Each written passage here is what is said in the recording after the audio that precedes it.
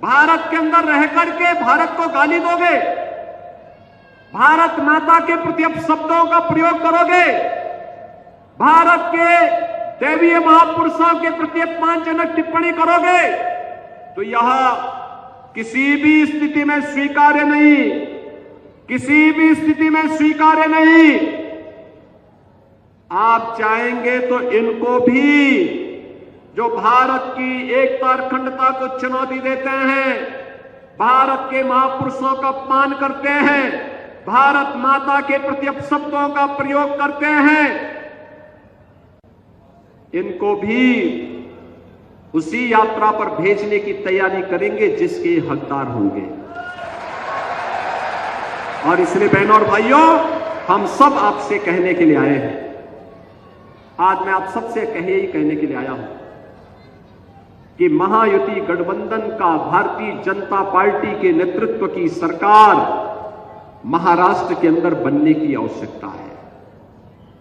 Double engine की सरकार में ताकत होती है, सुरक्षा भी है तो विकास भी है। उत्तर प्रदेश के अंदर डबल इंजन की सरकार है, उसका लाभ है। अयोध्या की समस्या का भी समाधान हो गया और वहां पे जितने दुर्दांत माफिया थे, इस सबको भी आज जहन्नुम की यात्रा में भेज दिया गया।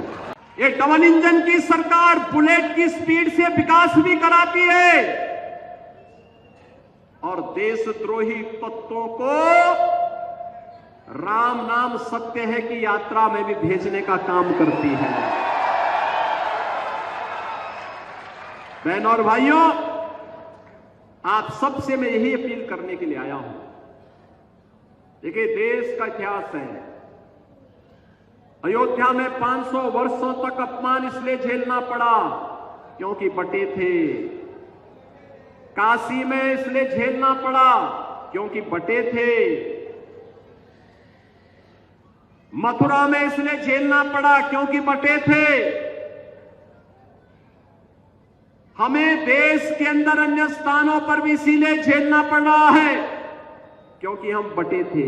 ये जाति के नाम पर बांटने वाले जितने भी नेता हैं,